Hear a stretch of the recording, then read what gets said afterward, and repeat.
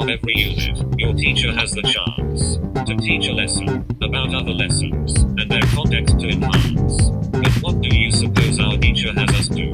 He skips the lesson and makes us present a digital LEQ.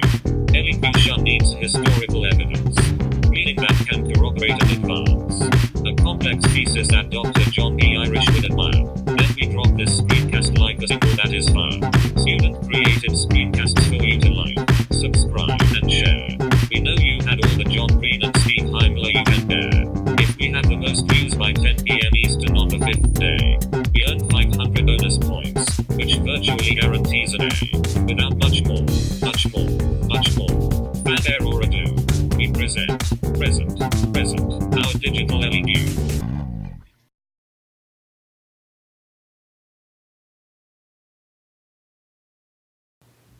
A major similarity between Caribbean slavery and Russian serfdom were that both had no civil protection of their rights, which basically means both didn't have any freedom. Another similarity were that both Caribbean slavery and Russian serfs maintained their local traditions, which included music, language, and religion. A major difference between Caribbean slavery and Russian serfdom were that Caribbean people were from Africa that got transported across the Atlantic to work on plantations, while serfs were people in Russia who owed a large debt. Another difference is that Russian serfs were allowed to leave town for 1 week before St. George's Day and 1 week after, while in the Caribbean, no slaves were allowed to leave. Since unfree labor systems were widely used for agricultural production in the period 1450 to 1750, a lot of different regions used unfree labor systems. However, different regions had different ways of using forced labor systems in their area. Caribbean slavery and Russian serfdom were done differently due to their governments. Therefore, Caribbean slavery and Russian serfdom had some similarities, but also had some major differences. With Caribbean slavery, plantation owners were prone and excessive to cruel punishments to their slaves. Most of these punishments were not proportional to the crime that the slave had committed. In Russian serfdom, serfs were not allowed to complain about the treatment as they had owed their masters their complete obedience. Both sources focus on the abuse of slaves and serfs, which denotes how they are treated under the plantation owners after the terms of unfree labor systems. As for Caribbean slavery, the source's intent is to inform the punishment received from their owners, to which the audience can infer to how cruel they were in regards to punishing the slaves. Similar to serfdoms in Russia, the source suggests that serfs were not allowed to complain and to abide their masters. Serfs had no civil protection of their rights. Landowners controlled the lawmaking, but peasants were allowed to leave town once a year for a week before St. George's Day, which is November 26. On Caribbean plantations, slaves had no civil protection of their rights, and plantation slaves were not allowed to leave the plantation without any type of permission. Both sources focus more to the rights of the plantation slaves to show the readers that they had no protection against the legal laws, since the plantation owners and masters controlled them and not the law. In this historical situation, the source points out the perspective of a slave and serf, in which both explain the unfair treatment of unfree labor systems. European colonial governments taxed the sale of goods exported from and imported to the colonies. Caribbean plantation owners made an average of 5% profit on the sale of their cash crops, including sugar, tobacco, cotton, and indigo. Both sources focus more into taxation of goods.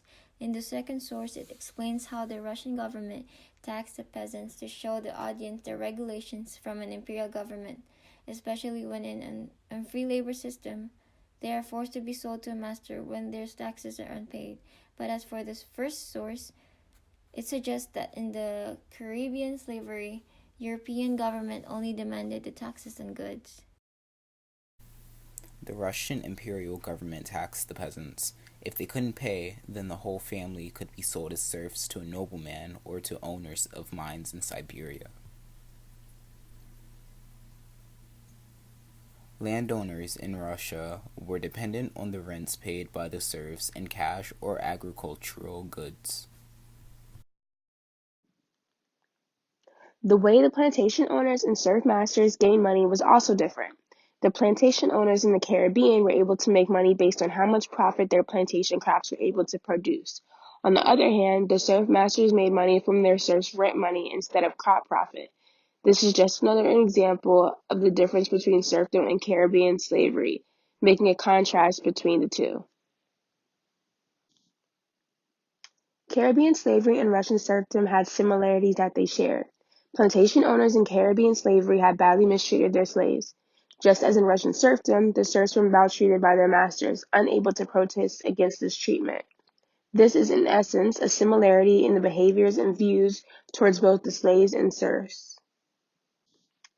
Slavery in the Caribbean provided little freedoms to slaves. Slaves were not allowed to leave without asking the plantation owner beforehand, and the chances of the owner allowing them to leave were very slim. Whereas in Russian serfdom, serfs were allowed to leave during the allotted time frame given to them, giving them more freedoms than slaves in the Caribbean. But serfs also did not have protection of rights, just as the Caribbean slaves didn't. This supports that Russian serfdom and Caribbean slavery had their differences. In both the European colonial government, which governed Caribbean slavery, and the Russian imperial government, which governed Russian serfdom, there was taxation on goods. However, if you failed to pay the taxes by the Russian imperial government, it resulted in you being sold as a serf. The stipulations connected to the taxation by the Russian imperial government is what creates a difference between the two. Simply failing to have enough income to pay the taxes by the Russian imperial government resulted in the family being sold as serfs, which was not the case when it came to Caribbean slavery. This presentation related to two of the AP Modern World History themes. Theme 3, Governance through Legal Restrictions. Plantation owners and masters held all accounts on their slaves and serfs. They were entitled under the obedience in which European governments and Russian monarchy government supported.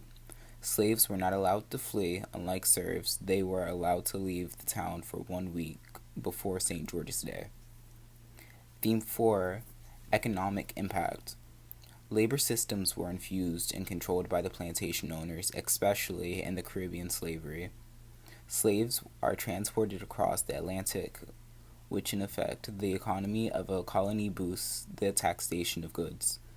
But in Russian serfdoms, peasants were expected to pay taxes, and if unable, they were sent to a master to earn from them, instead of leaving a large debt.